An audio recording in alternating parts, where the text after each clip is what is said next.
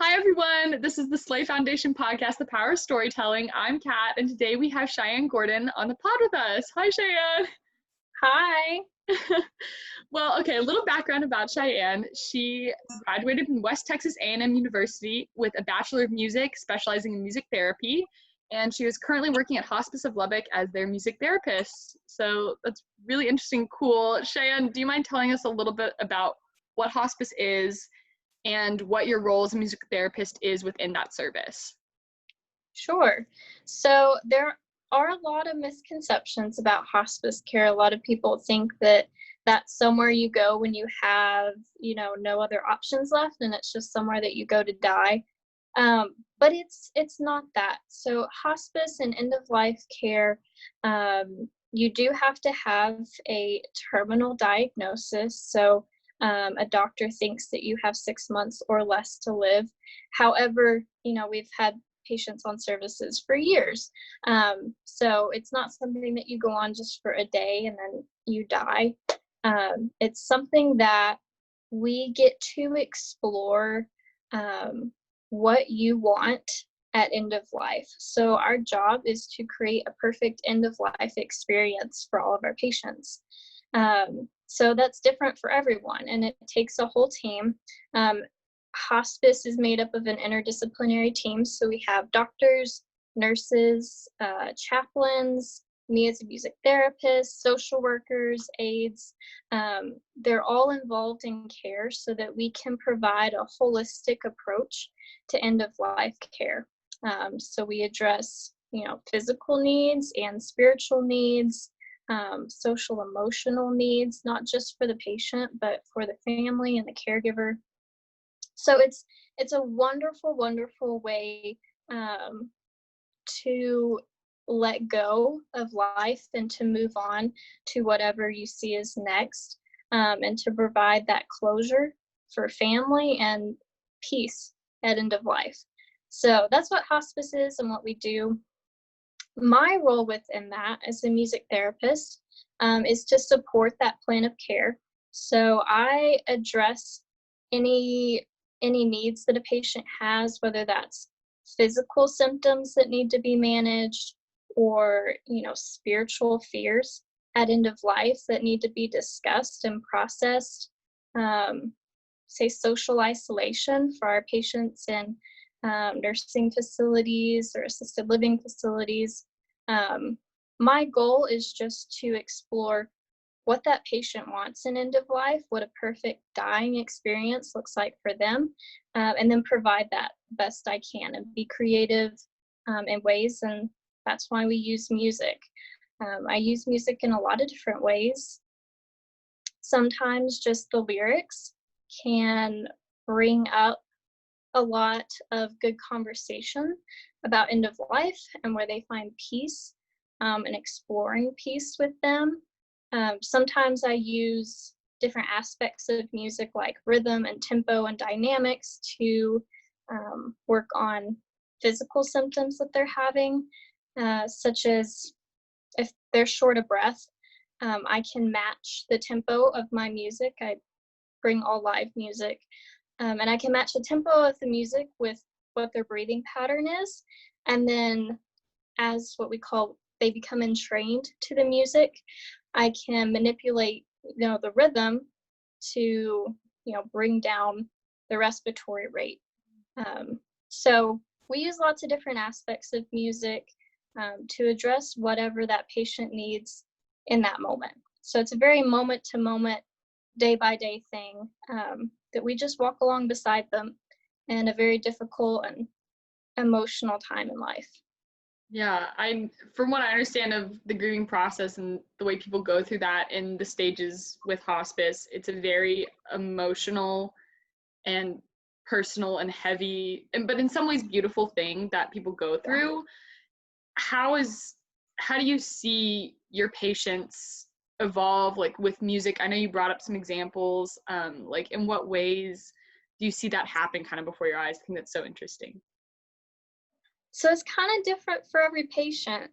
And it's really hard. I realize it's really hard to conceptualize without seeing it in practice, but I'll give you some examples. I had a patient not too long ago that had declined spiritual services on the team because they can decline or accept any service that they want other than a nurse. So he had declined spiritual services, but he had accepted me and let me come out. Um, so I went out there and I met with him and his daughter, and he absolutely loved the music, which I was kind of surprised because he was an ex-military man, seemed very stoic when I first came in, but he loved the music. And as I was leaving, his daughter told me, he's not a very spiritual person, but music is his spiritual expression. And so I was with him for several months until he died, and I actually got to attend that death with him and his daughter. And it was just a really beautiful way to watch him express himself with music. Because as the first time I met him, he was very coherent and was able to have a conversation with me. But as he, transitioned into end of life, he wasn't able to verbalize his thoughts anymore. And I knew it was frustrating to him, but the music always seemed to calm him down because he could pick a song and then not have to verbalize everything that was being said in that song. He could just listen to it. And then I provided validation for him. Like, is this how you feel? And he could say yes or no. And then we could pick another song that helped validate those feelings for him when he wasn't able to express it anymore. Yeah. So that's one example. How did, I'm ahead. sorry. I just want to know how it seems like a very specific service that you provide in a very kind of specific industry. How did you decide that you wanted to study music, and how did you decide that this is where you wanted to apply it?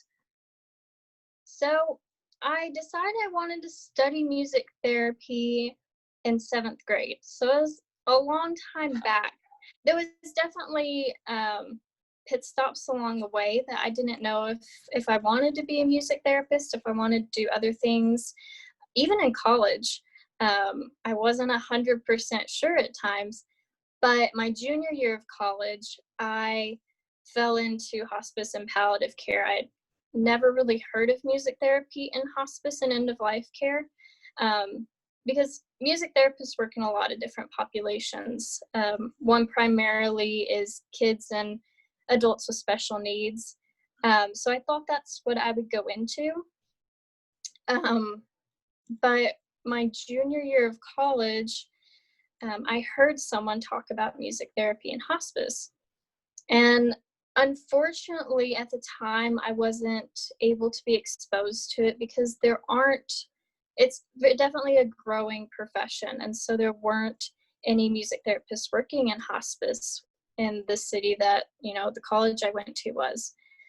So I really didn't get to experience it full time until the semester after I graduated. And I just fell in love with it. I feel like I was very lucky that I found this profession.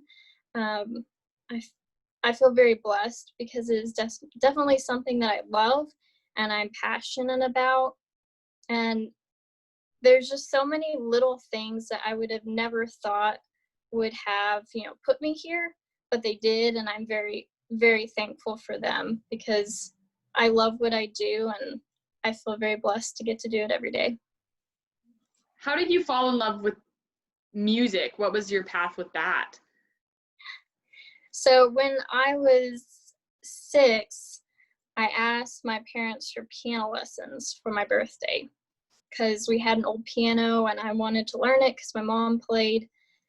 So they did. They gave me piano lessons, and that's one of those little things that I was talking about that I never really thought something that little would help me along the way, because there was times it was like a couple months in and like I didn't want to play anymore. I didn't want to practice, and my mom was like, you should keep playing, we're paying for this.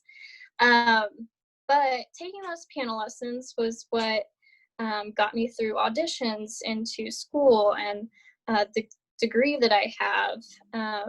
So even like little things like that I didn't always enjoy, really propelled me to where I am. And I would have never guessed that as a 6-year-old, but I'm very thankful for it now. Yeah, yeah. It's interesting how things at such a young age too can hold such an effect later on in life. Yeah, Yeah. absolutely. My mom made us take piano lessons, me and my sibling, and Uh-huh. that was a train wreck from the very beginning. So I applaud you. I applaud your persistence and how you were able to apply that in like a beautiful way that you are.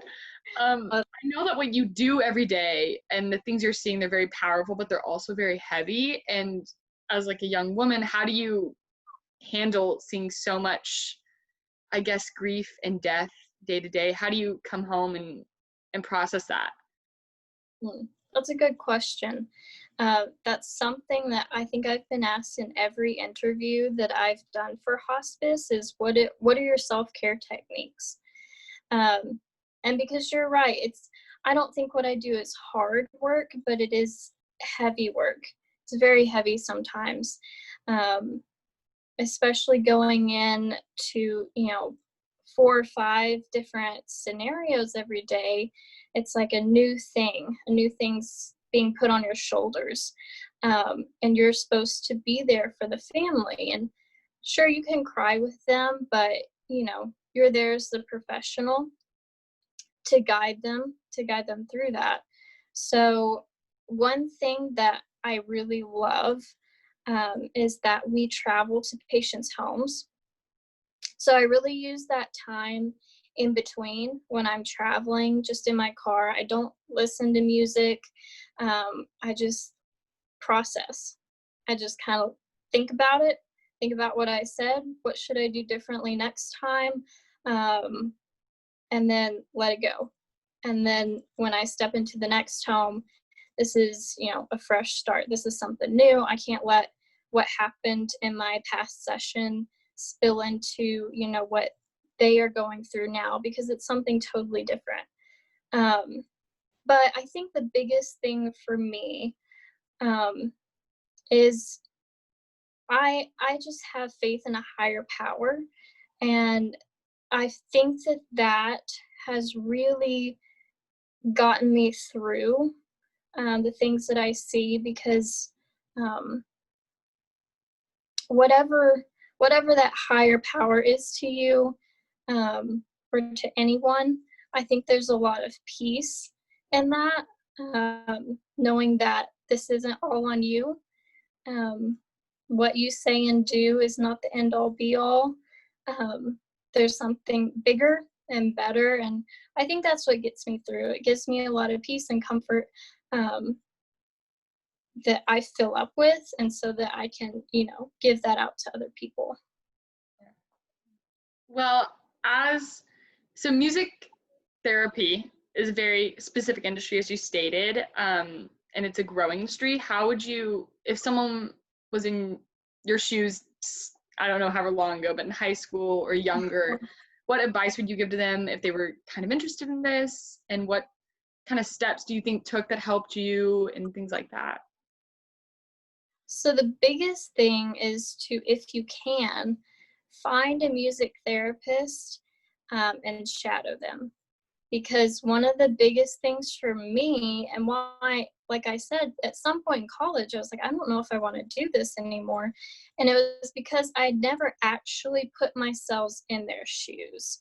I had seen this profession and I've been like, oh, wow, that sounds really cool, but then never thought about the day in, day out. What does this look like? Am I cut out for this?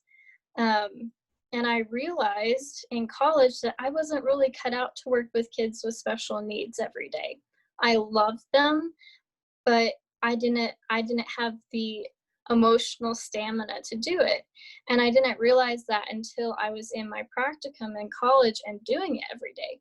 So if you are thinking about becoming a music therapist or really thinking about any profession, I highly recommend finding someone and shadowing them, even for just a day, just to get a feel for what it looks like on a day-to-day basis.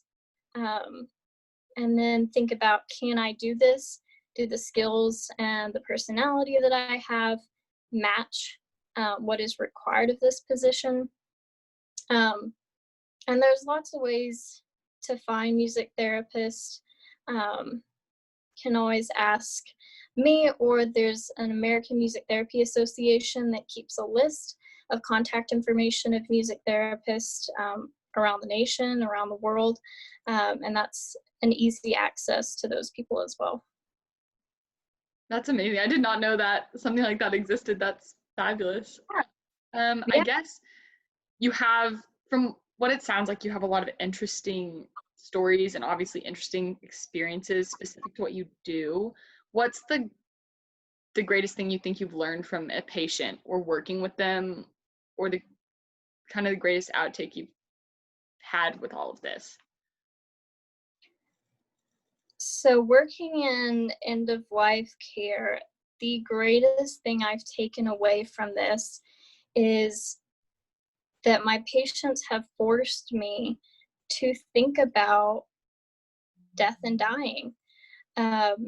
So, you know, as a 23-year-old, we feel like death is really far away. And, you know, it very well might be, but we're never promised tomorrow. We don't know how long we have left. And I've really thought about what I want my end of life experience to be like.